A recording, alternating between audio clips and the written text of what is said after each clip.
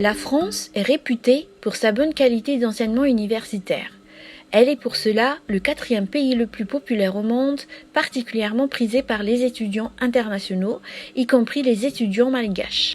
Mais être un étudiant étranger en France reste un grand défi, car la grande majorité des étudiants malgaches en France ne sont pas boursiers, doivent subvenir eux-mêmes à leurs besoins, n'ont pas aussi bénéficié de mise à niveau. Ce sont souvent les causes d'échecs et d'abandon d'études chez la majorité de ces étudiants. Mick Nirina-Djambel est l'un de ces rares étudiants malgaches qui ont survécu aux grandes galères d'étudiants étrangers et qui n'ont pas succombé à la tentation d'arrêter ses études pour travailler. Ça fait 5 ans que je suis en France, j'ai 25 ans. J'ai fait des études en économie et en sciences politiques. Plus spécifiquement, j'ai commencé à Madagascar. Donc après un baccalauréat ES passé au Collège de France, Antananarive, j'ai poursuivi à l'Institut d'études politiques de Madagascar qui m'a permis de saisir un programme d'échange en 3e année à Sciences Po Paris. Et donc je suis arrivé en France en 2014, directement au niveau 3e année. Et j'ai enchaîné par la suite en double licence d'économie sciences politiques à Paris 1 Panthéon-Sorbonne. Et après ce cursus axé sur l'économie et les sciences politiques, j'ai choisi d'investiguer les sciences du développement, donc afin de travailler sur des thématiques qui se rapprochent vraiment des Suds de Madagascar. J'ai beaucoup travaillé sur Madagascar, toujours à Panthéon-Sorbonne, dans un institut spécialisé qui s'appelle l'Institut d'études du développement économique et social de la Sorbonne, l'IEDES. Et je finis cette année, donc j'ai pris un Master 2 en études du développement, parcours développement agricole et politique économique, sous la responsabilité d'un professeur qui a passé une partie de son doctorat sur Madagascar, donc c'était très intéressant. Et après ça, j'ai décidé de me recentrer un instant sur des thématiques un peu plus françaises peut-être, histoire de parfaire le petit séjour professionnel que je compte passer en France avant de rentrer. Et donc je suis entré à l'université Paris-Dauphine en master de politique publique et opinion, et donc dans le master affaires publiques et régulation sociale. Es-tu parti de Madagascar pour retrouver une vie meilleure? Alors c'est vrai, qui ne rêve pas d'une vie meilleure comme objectif en quittant Madagascar? Moi j'ai toujours été impressionné par quelque chose que j'ai lu dans le magazine No Comment une fois, je crois que c'était en 2012 là-bas. Alors je ne sais pas s'il y a un fondement scientifique à ça, mais apparemment le mot Vasa viendrait d'une déformation du mot Sava. Sava pour désigner l'opulence de la terre qui est au-delà de la mer. Et donc quand j'étais petit et que je voyais la famille qui était en France, c'est vrai, ils nous montraient qu'ils avaient un frigo, un lave-vaisselle, une machine à laver, des signes distinctifs de luxe à Madagascar, mais de vie standard en France. Donc moi aussi, c'est vrai, j'ai baigné dans cette idée-là. La France, c'est la terre de l'opulence, de la sécurité financière. Et pour rejoindre les propos de certains de mes camarades de pays, Narone Tafare Tungagne. Après, moi, mon histoire familiale a fait que mon père étant quand même assez âgé, j'ai pris conscience que si je voulais subvenir aux besoins de ma famille, notamment de ma sœur qui est de 9 ans, donc ma cadette, enfin ma Jamine en l'occurrence, il fallait que je sois ici. Très tôt, j'ai fait cette prospective-là en me disant que si je voulais que je m'en sorte, je pouvais m'en sortir à Madagascar, mais je m'en sortirais plus facilement en France. Et en France, c'était ma mentalité de l'époque, j'aurais pris un tout petit peu plus de plaisir à étudier et à tester des choses. Et donc j'ai quitté Madagascar avec l'espoir d'une vie meilleure, comme tout le monde. Mais c'est quelque chose qui est plus lié à des impératifs familiaux qu'à un désir personnel. Et voilà, c'est à peu près mon histoire. Mais pour les nouveaux arrivants, les difficultés commencent dès leur arrivée en France. Et leurs principales préoccupations sont avant tout de trouver un travail et un logement. Une adresse, mail, téléphone. Et synthèse, les synthèses, il Ny anarako zany Orléo dia izaho mpianatra vao tonga tety France taty depuis septembre 2018 en deuxième année any amin'ny université de Paris Nanterre zao. tiako nahatongavana taty zany mba azo conseil amin'le CV satria efa imbetsaka zany no hoe nitady asa ndraindray mahita ndraindray tsy mahita dia ny tanjoko zany dia hoe ahita foana efa nanao ino izy homme de ménage any nanao babysitting efa nanao livraison ihany koa tamin'ny en tant que job d'été. Tu m'avais dit que tu étais en formation DUT de génie thermique et énergie. Pour faire quoi pour plus tard? Plus tard, j'aimerais devenir ingénieur de procédés en énergie renouvelable. À mon arrivée, déjà, je m'étais perdu. Premier jour, je m'étais perdu. J'avais un rendez-vous à mon école à 10h. Je m'étais pointé vers midi moins quart. J'étais vraiment embarrassé à cause du train parce que au lieu d'aller à Sèvres, j'étais allé à l'autre bout de Paris sans même savoir où j'allais ni quel train prendre ou quoi que ce soit. Pour l'instant, je suis logé chez ma tante, mais en même temps, je suis en train de chercher des apparts ou un studio ou même une chambre chez l'habitant ou entre étudiants. Mais déjà, je vis pas mal, je vis loin. En gros, je vis loin de mon IUT. Du coup, je dois chercher quelque chose de plus près parce que je dépense à peu près 1 heure de trajet pour aller à la fac. D'où pour aller où? Alors, je pars de Juvisy jusqu'à Sèvres, ville d'Avray. Tes parents, ils t'envoient de l'argent Vu que je vis avec ma tante, de temps en temps, par exemple, elle a besoin d'argent à Madagascar. Mes parents envoient de l'argent à ses contacts à Madagascar. Et moi, je reçois des euros en provenance de ma tante ici en France. Du coup, en intermédiaire alors. Ouais, en intermédiaire. Du coup, c'est un peu facile, mais dès que je me trouve un appart, ça risque d'être un peu difficile. La grande question, et non la moindre, est le moyen financier des étudiants étrangers. La majorité des étudiants étrangers malgaches ne disposent pas tous d'une bourse d'études et doivent présenter une attestation justifiant un ordre de transfert bancaire d'un montant minimum de la contre-valeur de 615 € par mois pour la durée de son séjour. Un procédé pas toujours adapté aux circonstances et à la réalité que fait face les parents d'un étudiant à Madagascar. Mais il existe une solution de transfert plus rapide et efficace qui répond et qui rallie à la réalité financière des parents à Madagascar face à la situation financière de l'étudiant, surtout en termes de praticité, de délai et d'urgence. Donc bonjour à tous les spectateurs de Gaspora TV et merci à Gaspora TV de m'avoir donné l'opportunité de m'exprimer aujourd'hui. Donc je suis un des cofondateurs de la société Yes Transfer. Yes Transfer, c'est une société d'une quinzaine de personnes réparties entre la France, Paris et Madagascar pour développer une solution de transfert d'argent économique, simple et rapide.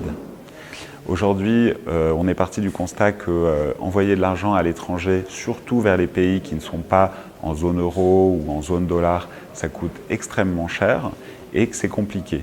Donc on a voulu créer une solution pour y remédier et c'est comme ça que Yes Transfer est né, en combinant la blockchain et le mobile money. Donc comment fonctionne la solution? C'est très simple. Fano, qui habite à Paris, va faire un virement en euros sur notre compte en banque. On va à ce moment-là le créditer en Yes, la monnaie virtuelle qu'on a créée et qui est indexée sur l'euro. Et Fano va envoyer les 100 € en fait sous forme de Yes à Zo, son cousin qui est Atana. Ensuite Zo, Atana va échanger les Yes contre des ariars sur la plateforme à un taux extrêmement avantageux vu qu'il ne va payer que 1% de frais de change. Et ça marche également dans l'autre sens, c'est-à-dire qu'on peut envoyer de l'argent de Madagascar vers la France, comme dans le cas d'un étudiant malgache qui serait venu étudier à Paris. Là, c'est aussi simple que dans l'autre sens, c'est-à-dire que la famille de l'étudiant va nous faire un transfert d'ariar par mobile money ou par virement bancaire. Et à ce moment-là, on va les créditer en Yes et eux, ensuite, pourront très simplement transformer les Yes en euros et les envoyer sur le compte en banque de l'étudiant qui pourra à son tour payer son loyer, payer ses fournitures, ses habits et subvenir à tous ses besoins. Pourquoi notre solution est particulièrement adaptée aux étudiants malgaches qui vivent en France? Parce qu'elle répond à leurs 3 principales préoccupations. L'urgence. L'argent envoyé par les parents sera positionné sur le compte de l'étudiant en 12 heures. la proximité. Les parents pourront aller à 100 mètres de chez eux, déposer l'argent dans n'importe quel point cash mobile money. Et la sécurité. Avec Yes Transfer, l'argent est traçable, vous savez à tout moment où sont les fonds, contrairement à d'autres techniques de transfert informel. Même à demi-parcours, en plein milieu de leurs études, certains étudiants malgaches ambitionnent déjà à créer leurs propres entreprises ou start-up.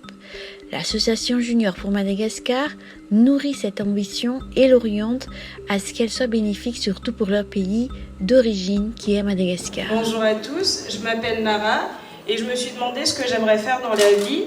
Et je me suis dit que ce que j'aimerais faire, c'est améliorer le bien-être des gens et en même temps contribuer à la transformation de l'économie des paysans malgaches pour améliorer les conditions de vie et surtout investir pour un avenir meilleur et en même temps tout en respectant l'environnement. Ça fait depuis à peu près 6 ans que je vis en France, je suis venue pour mes études. Actuellement, je suis étudiante en droit à la Sorbonne. Donc j'ai fait un lycée militaire à l'internat à Saint-Cyr-l'École.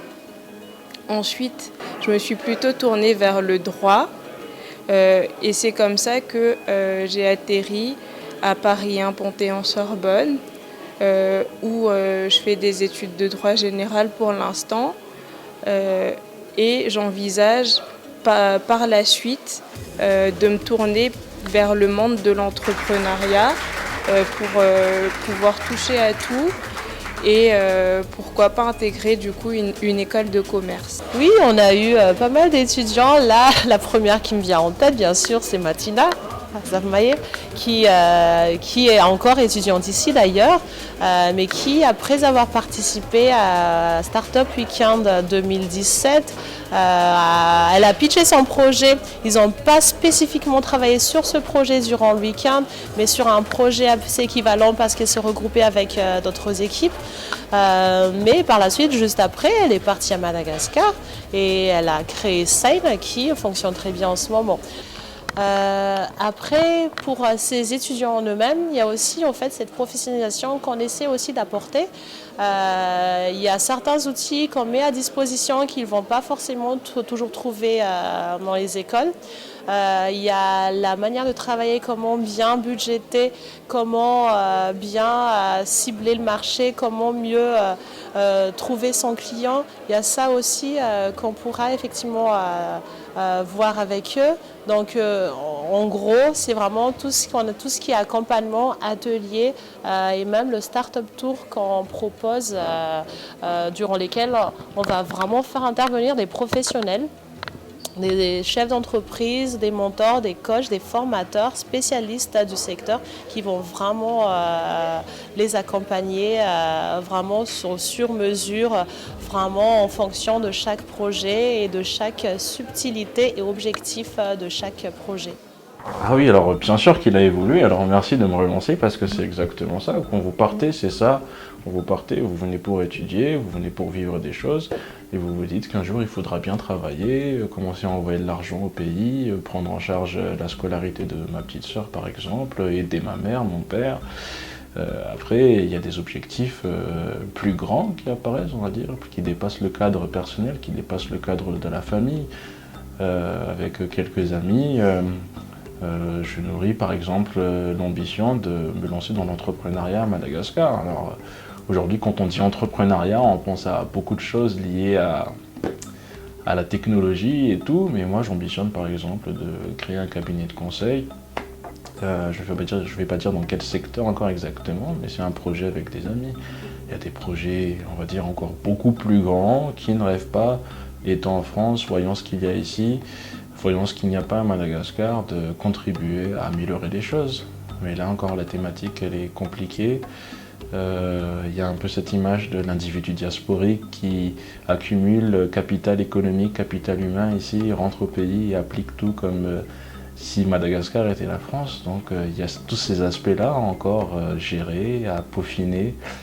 Mais en tout cas, les ambitions sont là. L'ambition de vouloir à ce que cette expérience en France serve Madagascar, elle est clairement en moi.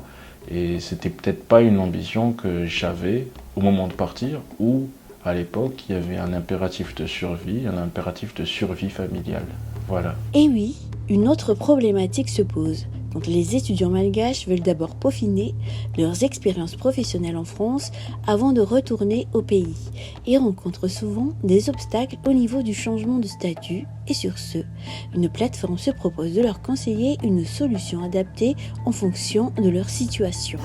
Ny plateforme atafa zany a dia manome manana rubrique anankiray hoe point d'accès au droit.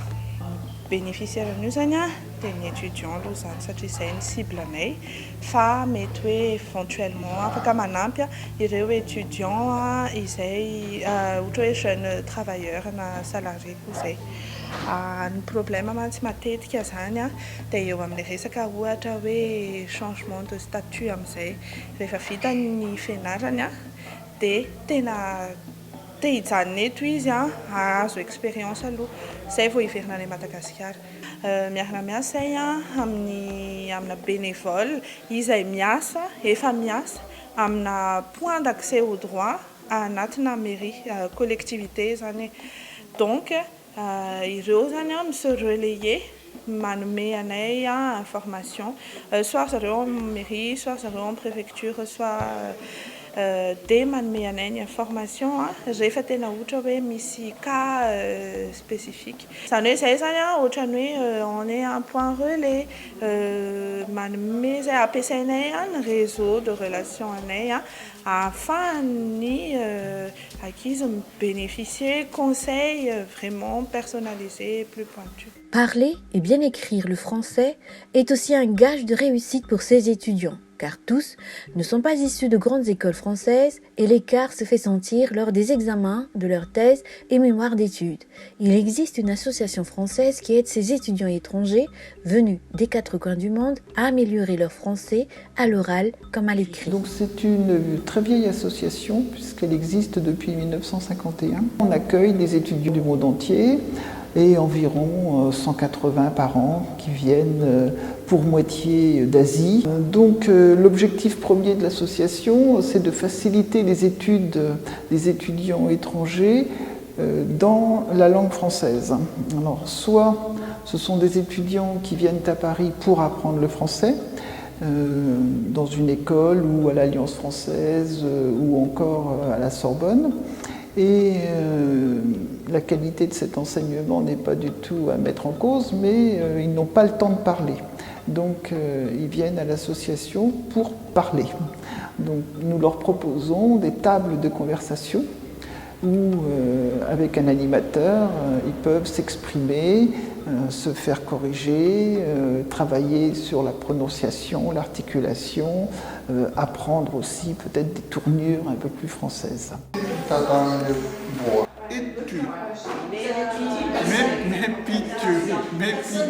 Regarde, pourquoi fais-tu ça dans les voix mépitu?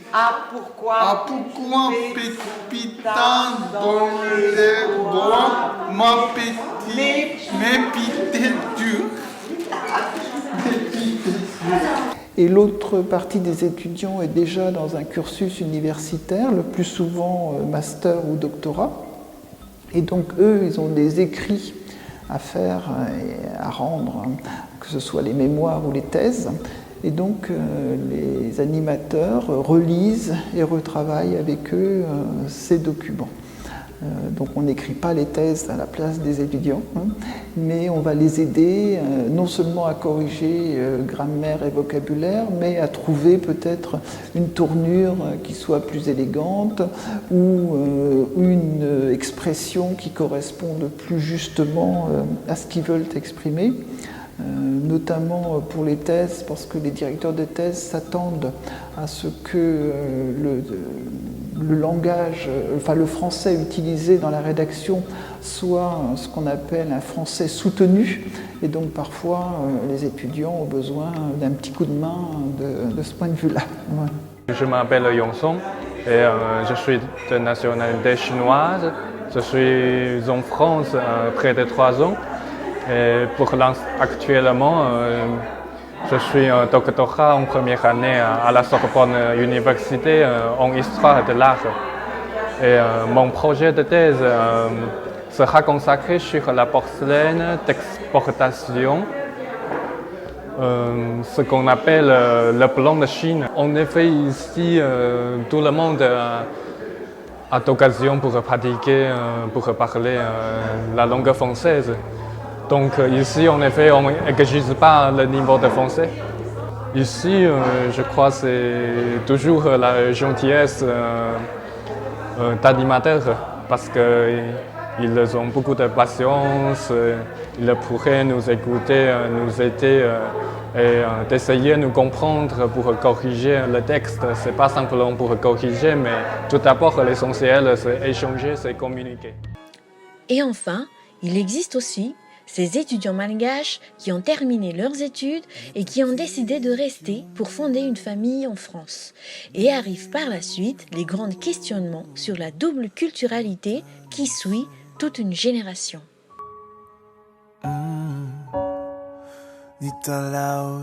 Ayant été étudiant ici, quand on parle de là-bas, en tout cas moi quand je suis parti de là-bas, j'avais soif en fait de cette connaissance. Il faut vraiment le dire comme ça. Ce n'était pas pour dire oui, donc c'était un peu plus lointain le fait de dire je vais avoir une vie meilleure. Moi, c'était cette soif de connaissance, sincèrement, parce que maintenant, je peux dire, je suis enseignant-chercheur, donc j'aime bien ça. Et ce qui m'avait frappé, c'est la richesse de ce qu'on pouvait avoir et le choix qu'on pouvait avoir les étudiants en France. Donc, chose que n'ont pas les étudiants à Madagascar. Donc, c'est pour ça aussi que Avenir, c'est quelque chose qui parle de ça, justement, parce que c'est le vécu des étudiants à Madagascar qui n'ont pas beaucoup de choix sur ce qu'ils veulent faire. Et c'est ça ce qui m'a beaucoup frappé ici. C'est cette possibilité, ou on parle d'ici d'ascenseur social, mais c'est plus que ça, je pense.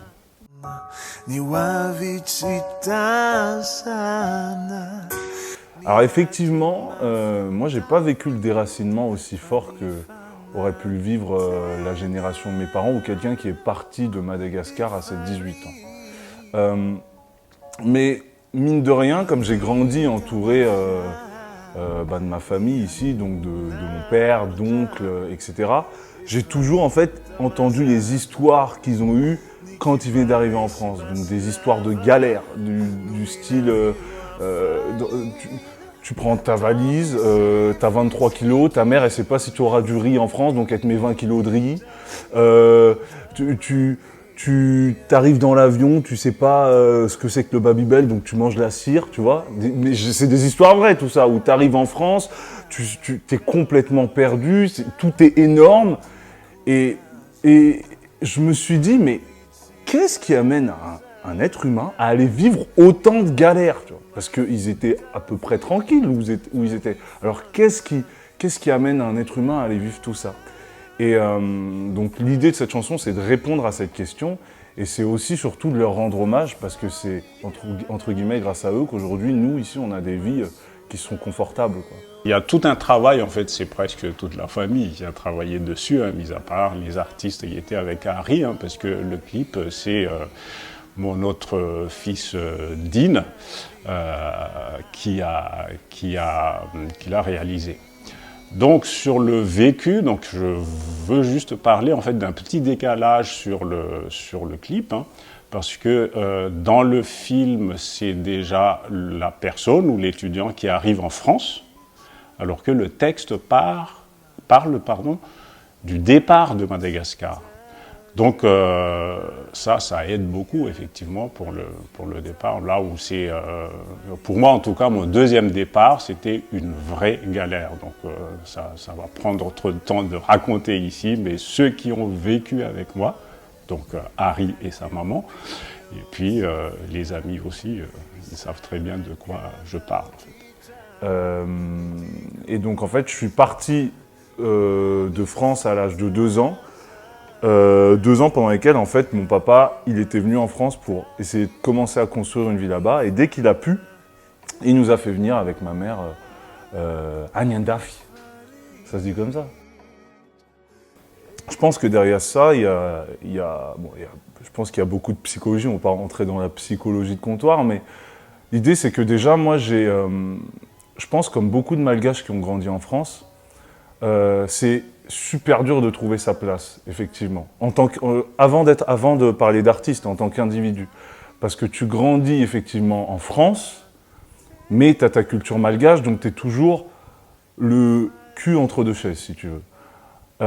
Et du coup, c'est difficile de trouver ta position là-dedans. Et les comportements qu'on observe, c'est soit des gens, ils décident de rester enfermés dans la culture malgache, même s'ils sont en France, tu vois. Donc ça fait des trucs ultra communautaires.